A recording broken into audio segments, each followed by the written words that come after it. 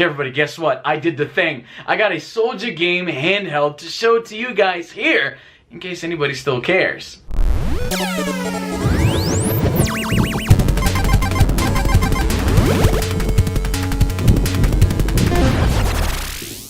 Alright, let me put you up to speed here. I got back to Canada yesterday. I'm not sure if you knew, but I was in the States for the last 3 weeks for the holidays with my girlfriend. It was great, by the way. But I don't have my tripod here, so for this portion of the video, I'm going to have to hold the camera old school here. So in case you missed the whole story, rapper Soulja Boy decided to set up a dropshipping website that got him into a lot of trouble, a lot of controversy here on YouTube, because some of the consoles he was selling on this website included copyrighted material from Nintendo and some other companies as well. The entire gaming community here on YouTube, yours truly included, told the guy straight up that this was a very bad idea. But he didn't handle criticism the best way. He went on a crazy tirade against the YouTubers who were telling him that this was a very bad idea, until apparently, I have to assume someone with a law degree maybe finally got a hold of him and said, hey, this is a bad idea. These people on YouTube, they're not haters, they're onto something. You can't just sell this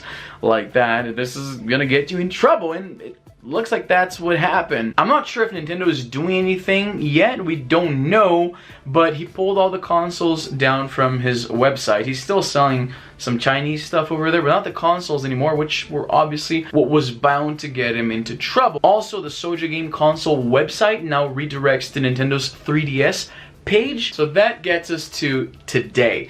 I got sent this thing right here, the RS97, also known as the Cool Baby or Cool Retro. The thing about these Chinese emulation consoles is that they're not really branded. As you can see here, this thing just says retro game. So companies just buy this stuff in bulk and slap their own brands on it and then pass it off as their own, which was apparently Soulja Boy's business plan here. So now that I finally have this thing, let's take a look at it. I have to say, it's pretty exciting to finally have this thing in my hands. After all the infamy, everything that's been said about this, I feel like I'm holding a part of gaming history.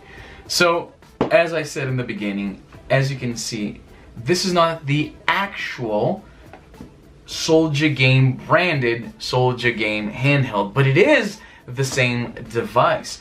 This, as I mentioned, is sold under many different names. Over at GearBest, which is where I got this from, it's called the Cool Baby console. And as you can see here, it boasts 3,000 in one. 3,000 games. So let's take a look at what's in the box here. So we open the box and we got the console itself. Let's set this aside for a second here. And there's some extra goodies here. As you can see, you have this AV out cable so you can play your games on your TV, which is pretty nice. It's standard with these little portable Chinese emulators you'll find. And then there's a charging cable, and this is mini USB, a standard that has long since been abandoned, really.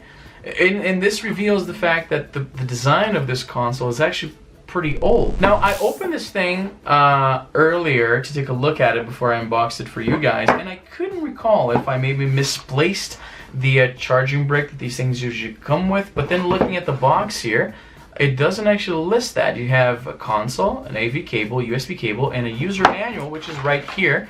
We didn't get into that, but there it is. I mean, do you really need it? And even here, listed under accessories package, you got AV cable, USB cable, user manual. So they count on you already having some kind of power brick, or they expect you to plug this into your computer to charge. And this may seem like cutting corners, but if maybe I'm going to be charitable and say that this is actually good for the environment, because you probably already have something that you can charge this thing with. So giving you another one, you're just going to end up with a box full of these things anyway, right? So I can't blame them too much for not including that. Let's get rid of the box and let's get to the actual console itself. Here we go. Oh man, again, I feel like I'm holding a little piece of gaming history. Now, a few problems are already apparent with the build quality of this thing. I'm not sure if you can tell here. I'm gonna bring it a little bit closer and hopefully the camera will focus. Let's bring it a little bit closer even. You see that stain there? That thing is embedded into the plastic, it seems. Like this is the first thing I noticed when I opened this thing, and there's no cleaning that. I've tried and I couldn't get it off, so there's that. Now this thing came originally with a little plastic here to protect the screen. I peeled it off. Now, interestingly, it was really deep in there under the plastic here. It wasn't just over the screen, it was tucked under here, so it took quite a bit of work to get that thing off the screen, which I found a little frustrating. Now, as I mentioned in my previous video, this is almost identical to the Revo K101. Here they are, side by side. They are, like I said, virtually the same device. Now they use a different operating system, but everything else is, all the buttons, all the inputs, everything is exactly in the same place. They're very, very equivalent. But as I read on every website that covered the story, emulation ends up being quite a bit better on the Revo than it is on the, let's say, Cool Baby Retro. This thing goes by so many different names.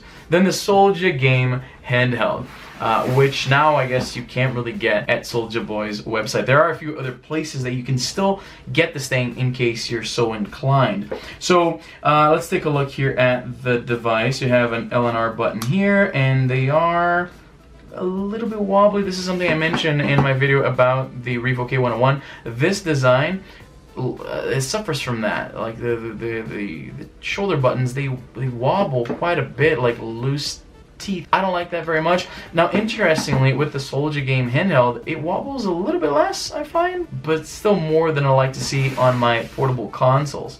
You have a D-pad here that's, you know, it's about as good or as bad as any other non-Nintendo D-pad. Nintendo really perfected the D-pad. Obviously, you can't really say that about their latest efforts, but when you get something like the SNES controller, it's hard to find modern-day D-pads.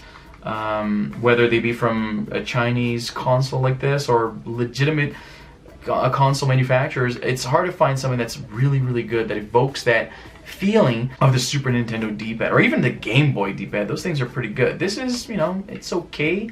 It has decent amount of travel. It's not so mushy. I find it better than, say, the GPD XD, so that's saying a lot, because if you've been following my channel for a while, you know I love the GPD XD.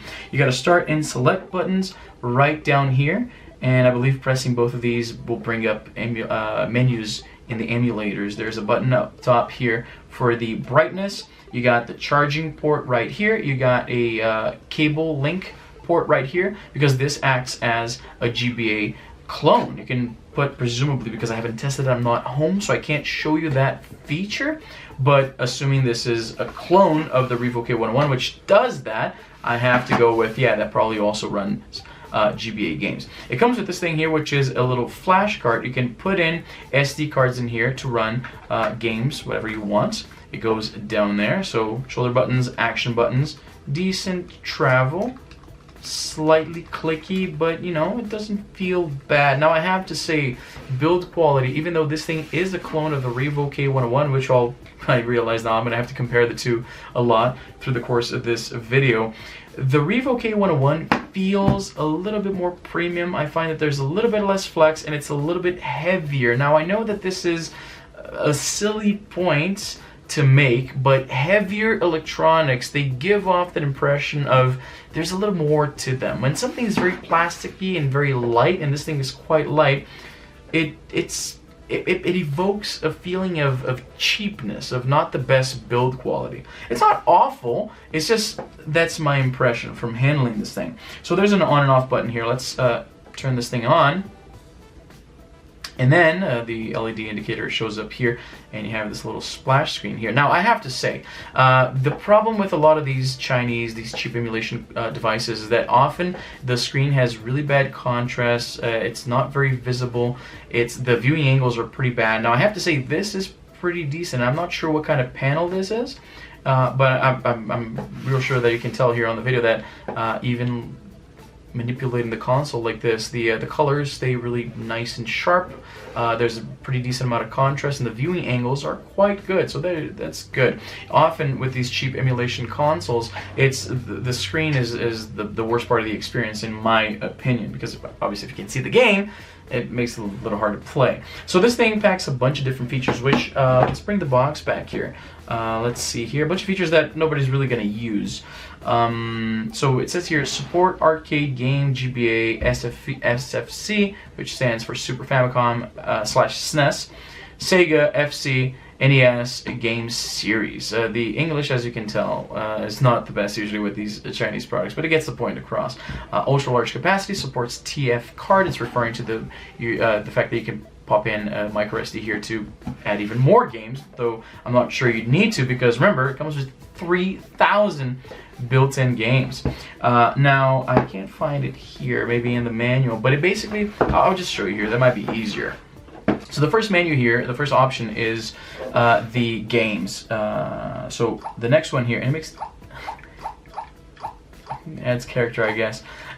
So we have the games here. Let's go to, wait a second. So here we have, what is this?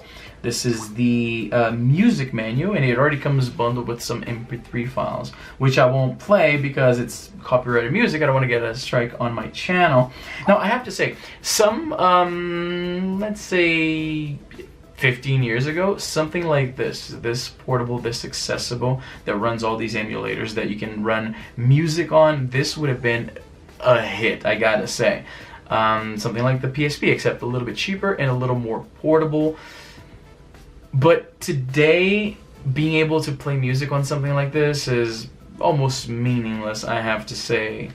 But the option is there. You can look at photos here as well. There's this lady there, there's this and that, and okay, the pictures load pretty fast, and like I mentioned earlier, let me say, get something with a little more color. The viewing angles are pretty decent for something this cheap. I mean, when I tilt it like this, it's not so much, as you can see, but you know, side to side and up and down like this, it's okay. It's, you know, it's a decent screen, in my opinion. So let's go back here. So the next option is reading ebooks. It supports PDF format, TXT, RTF, doc, and HTML. Now, one thing about the screen that's worth mentioning is that, let me try to bring it a little bit closer. I'm not sure if you can tell there, but something about the aspect ratio, it seems a little bit stretched, in my opinion. I'm not sure if you can tell. If you look at the battery symbol here and the number, where is it, up here on the top, it looks a little off to me. I'm not sure if it'll look the same to you. There, obviously I don't have any files here to show you, but again, why on earth would you want to be reading books on a screen this small? But the option again is there. So I believe this is the file explorer. So you got the file tree there. You can browse around. I suppose you won't be needing this. Again, this is first and foremost about emulating games. And then you have your settings. And again, if I bring this close, I believe you'll be able to see that there's something a little off with the aspect ratio. The letters seem a little bit stretched. I'm not sure if it comes across like that on video, but it's not the best legibility. It's not awful. I'm sure you can read it right there, but it's not. Let me zoom in a little bit here. But it's not, I feel like it could be better. There's something a little bit off about the aspect ratio there. So let's take a look at the games, and of course this was where Soulja Boy ran into problems, because this thing comes with a bunch of built-in games. Oh, by the way, let me show you here. So this button here, I don't think it works. Yeah, so as you can see, you can cycle through the brightness settings here using this button on the top. So let's start with GBA, I guess. So it's taking a little bit long. Okay, so here we go. So you got here, it's hard to see when I'm holding it this way. So you got Pokemon Far Red right off the top. There's Super Mario Advance. There is Leaf Green over there, Mario Kart. There's a lot of games. Let's go with, here we go. Let's go with Super Mario Advance 4, which is Super Mario World, I believe. No, that's Super Mario 3, sorry. Let's see, yeah, see, again, I'm gonna bring it a little bit closer. So, it obviously, let me bring down the volume here a little bit. So I'll show you here, and again, I think you'll be able to tell. Let me bring down the brightness here so the exposure doesn't get blown up. So there it is. The colors, as you can see, the screen is pretty decent, but it's not rendering at the right resolution, and so you find that there's something weird going on with the pixels. It's not awful by any means. That obviously that depends on your tolerance for this kind of lack of fidelity in the graphics, but it's still quite playable. It's, of course, again, if you're a purist, this will upset you quite a bit, but it's not bad. It's not terrible. Again, the colors are very vivid and sharp. Contrast is great. The viewing angles are pretty good, I have to say. So let's take a look at this. Emulation speed seems okay, but again, it's GBA. Anything can run GBA. Let's look at this thing. Oh, there we go. So look at that. So I suppose this will be, yeah, so B here will be run, and jump will be like this. I'm not noticing a lot of screen tearing. It's harder to let's see here. Okay, so there's, now that I ran and there was some horizontal scroll. Yeah, there is. It's not the best emulation around. There is a bit of screen tearing here. I would say a little bit more than one would find on something like the Revo K101. And this is something that I was expecting. This is, oh my goodness, I can't believe I died like that. This is something a lot of the reviews were pretty unanimous about, and I knew this from following the story. The emulation is not as faithful. The speed of reproduction is okay, frame rate is good, but there is a little bit of screen tearing. Let's see if there's any sort of audio weirdness going on. Okay, so the audio is okay. Like I said, there is a bit of screen tearing, which is disappointing.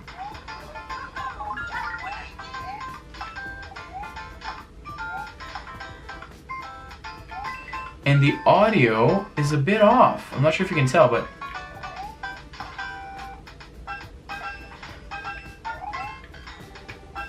so yeah, I'm pretty sure you can tell by now, but the audio is a bit off. So I'm not sure if this is something that can be fixed in game settings. So skipping here, it's by standard on 1. Full screen, it says open, so you can close full screen, which will give the game this very, very weird perspective.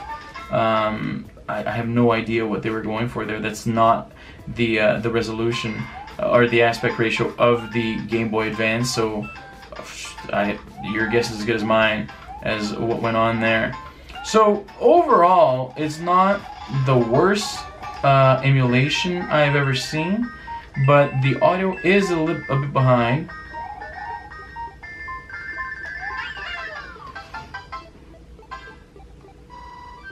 The audio is slightly behind when it comes to GBA emulation, so that's...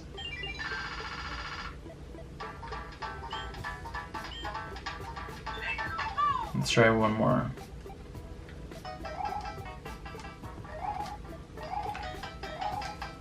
That's a good see, yeah. So that's a good test there for the for synchronicity of audio. Audio's just a little bit behind, so that's a bit of a bummer. But you know, you can save state, which I believe is what instant archive means. Yeah, there it is. So there you go, save state with a little screenshot of the area where you are in the game. That's kind of nice. So let's get out of here and try something else. So that's GBA, it's okay. There's CPS, which I'm not a huge fan of. Neo Geo, same thing. Let's try Super Famicom. Let's see what we got. Super Mario Kart, Super Mario World. You got Yoshi Island. Let's see here. Donkey Kong Country 2. That's an all-time favorite. So let's see. So the audio is a little bit off. A little bit off. Not horribly so, I've seen worse. Now, one thing I noticed with the Super Nintendo emulation, the screen cuts off a little bit at the bottom there. You see there's a black bar? That's a bit of a bummer. I would have liked to see it use the entire screen, but what are you going to do? One player, two player. Okay, so let's go one player here. Let's see if you're... Yeah, the audio is a little bit off, indeed. Okay.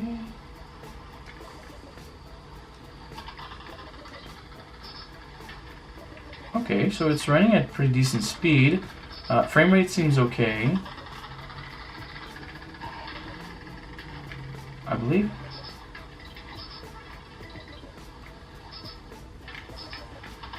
Now, audio is not out of sync as was the GBA emulation, so... Oops, that's not what I meant to do. Let's try that again. There you go. So, pretty good. I dare say it actually runs Super Nintendo games, at least this game, which is notoriously hard to get to run on at good speeds on portable emulation. Like, say, the PSP, it's hard to get Donkey Kong 2 to run well... Oh, crap. On the PSP. So, that's nice to see. Oops, that thing's still going. Okay, so what else do we have? I'm gonna instant archive this, why not?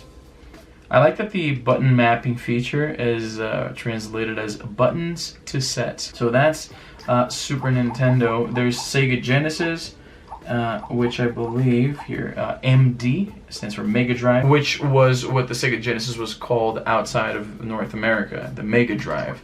So now, I've ran into all sorts of problems with every kind of, let's try here, Sonic 2. Sega Genesis emulation is notoriously problematic in a lot of these portable devices. You get a lot of screen tearing, a lot of audio deformities. Let's see if it's the case here. So, audio's a little bit off. Not terribly so. Let's see the screen tearing.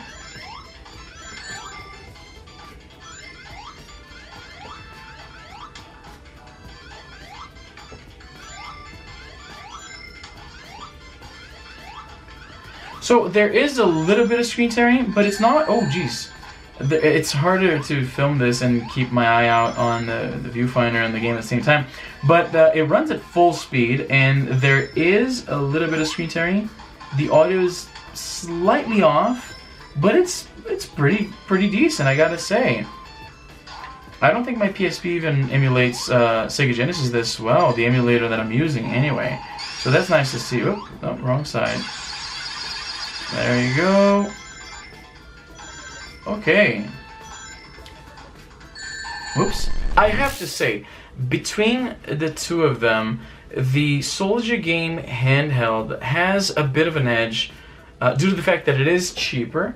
It already comes with built-in games, so it is easier that way, though obviously that's not the best way to go about it. You know, Soulja Boy got into a lot of trouble for trying to pull that. But mainly, the main thing about this device that I find that is better, that would make me use this more than this, is the fact that it has save states. And not because I want to cheat on the games or anything like that, but because if I'm playing a game and then I have to turn this off for whatever reason, because my break at work is over, or if my bus stop is coming up or anything like that, I can quickly save the game, then turn it off, and then get back to where I was. So I'm going to show it to you here. I forget which game I saved.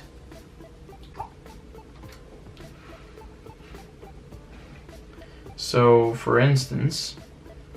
instant archive right there, load. See, that's nice. Being able to get right back to where I was is something that I can't do on this thing. So for that reason alone, and I gotta say, like, the colors on the screen, pretty sharp. Like, obviously it's not gonna show up so nicely because it's blowing up the exposure on my camera, and if I try to fix this I might mess it up here. Let me try to, I'm gonna try to okay, so here you go. So this is a better, you'll get a better idea of what I mean. The colors are pretty nice and sharp, and though there is a little bit of distortion, like I said, it doesn't seem to be rendering the game at the proper resolution, which will upset purists. I like that. I like how sharp, how bright the screen is. Oh my god, that was terrible. I like how bright the screen is. Contrast is great. Viewing angles are phenomenal, and I can save my progress. Instant archive, so there's a save, there's the load, I can save right here. So this, in a nutshell, is the infamous Soulja Game Handheld, known in other markets as the... Oh, did I actually manage to get that thing on? Oh my goodness, during the course of this review, I actually managed to get that stain off, so that's a plus. That is the Soulja Game Handheld, known in other markets as the RS97 or Cool Baby, Cool Retro. That's the thing. That's what got Soulja Boy into all of that trouble. It's not the best emulation machine I've ever used, but on the positive side, the battery lasts pretty long. It's a GBA hardware clone, so you can run actual GBA games. So that's nice. You can add your own games to this thing, though you wouldn't need to because it comes with 3,000 games built in. 3,000 games, my goodness. In case you want to get one of these things, I'm going to leave the link in the description as always. It is cheaper everywhere else than it was when Soulja Boy was selling this thing, which again is something we all covered. He was trying to make a buck off of this, so I mean, what are you going to do? And yeah, I'm glad I have this thing now. This is part of gaming history now. So it's cool. I mean, like I said before, I already had something like it, something that feels a little bit better, feels a little bit heavier, if nothing else. But yeah, that's the Soulja Game Handheld. I hope you guys enjoyed this video. If there's any other Chinese emulation machine you'd like me to review here on the channel, let me know. I'll try to get my hands on it. And that's all the time I have for today. I'm Izzy, and I'm done.